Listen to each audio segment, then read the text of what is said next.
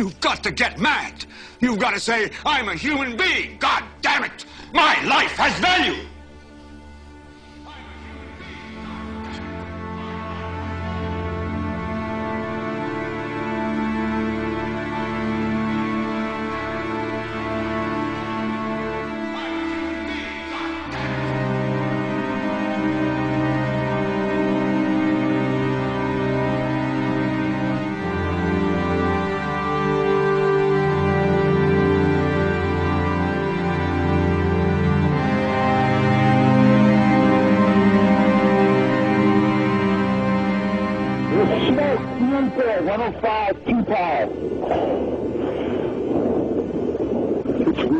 It's black, it's iron. My wife thinks I'm all right. I called her and said I was leaving the building. I was fine, and bang. The three of us, 2 broken windows. Oh, God!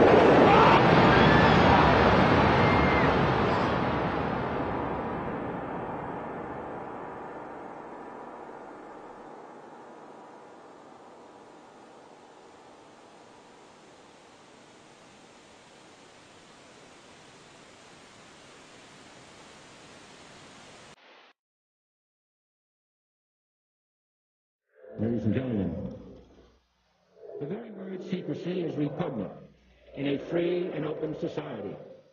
And we are, as a people, inherently and historically opposed to secret societies, to secret oaths, and to secret proceedings. But we are opposed around the world by a monolithic and ruthless conspiracy that relies primarily on covert means for expanding its sphere of influence, on infiltration instead of invasion, on subversion instead of elections, on intimidation instead of free choice. It is a system which has conscripted vast human and material resources into the building of a tightly knit, highly efficient machine that combines military, diplomatic, intelligence, economic, scientific, and political operations. Its preparations are concealed, not published. Its mistakes are buried, not headlined. Its dissenters are silenced, not praised. No expenditure is questioned, no secret is revealed. That is why the Athenian lawmakers told, you created a crime for any citizen who shrinks from controversy.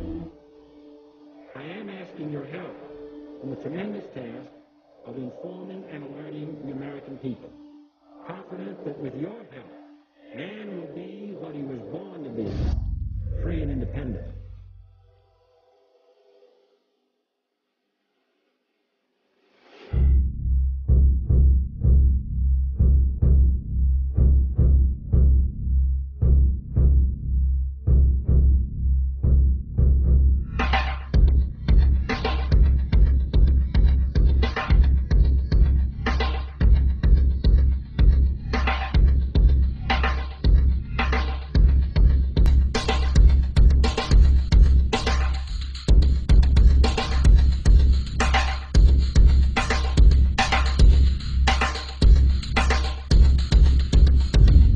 In 1775, the American Revolutionary War began as the American colonies sought to detach from England and its oppressive monarchy.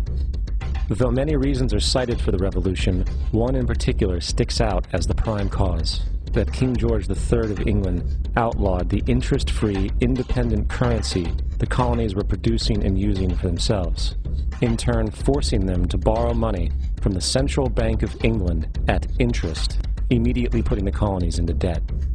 And, as Benjamin Franklin later wrote, the refusal of King George III to allow the colonies to operate an honest money system which freed the ordinary man from the clutches of the money manipulators was probably the prime cause of the revolution. In 1783, America won its independence from England. However, its battle against the central bank concept and the corrupt, greed-filled men associated with it had just begun. So what is a central bank? A central bank is an institution that produces the currency of an entire nation. Based on historical precedent, two specific powers are inherent in central banking practice: the control of interest rates and the control of the money supply, or inflation. The central bank does not simply supply a government's economy with money, it loans it to them at interest. Then, through the use of increasing and decreasing the supply of money, the central bank regulates the value of the currency being issued. It is critical to understand that the entire structure of this system can only produce one thing in the long run: debt. It doesn't take a lot of ingenuity to figure this scam out. For every single dollar produced by the central bank is loaned at interest.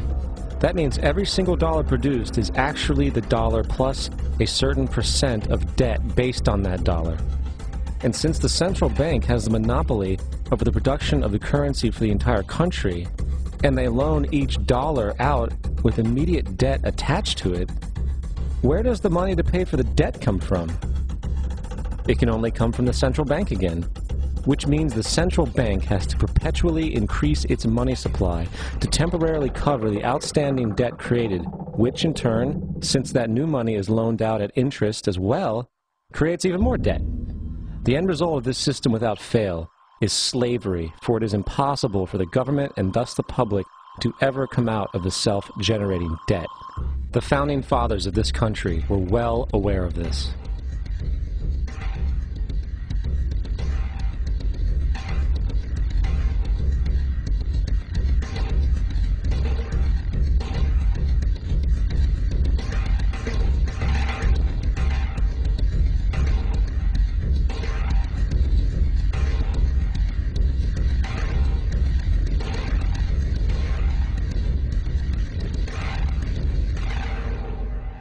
By the early 20th century, the U.S. had already implemented and removed a few central banking systems, which were swindled into place by ruthless banking interests.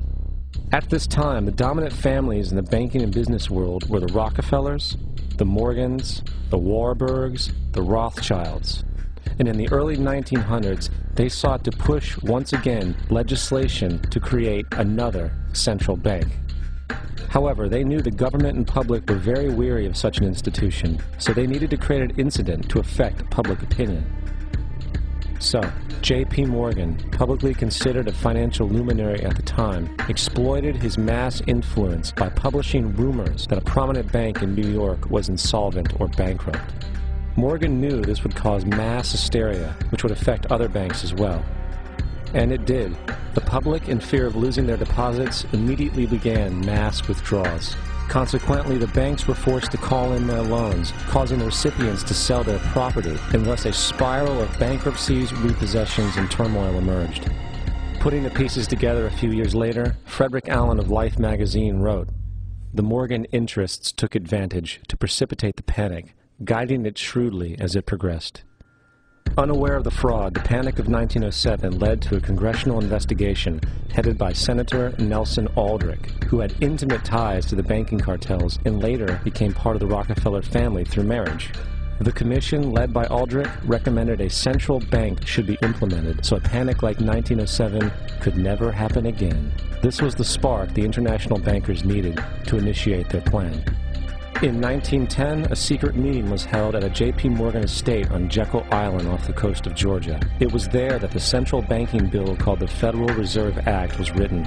This legislation was written by bankers, not lawmakers. This meeting was so secretive, so concealed from government and public knowledge that the 10 or so figures who attended disguised their names when en route to the island. After this bill was constructed, it was then handed over to their political frontman, Senator Nelson Aldrich, to push through Congress. And in 1913, with heavy political sponsorship by the bankers, Woodrow Wilson became president, having already agreed to sign the Federal Reserve Act in exchange for campaign support. And 2 days before Christmas, when most of Congress was at home with their families, the Federal Reserve Act was voted in, and Wilson in turn made it law. Years later, Woodrow Wilson wrote, in regret,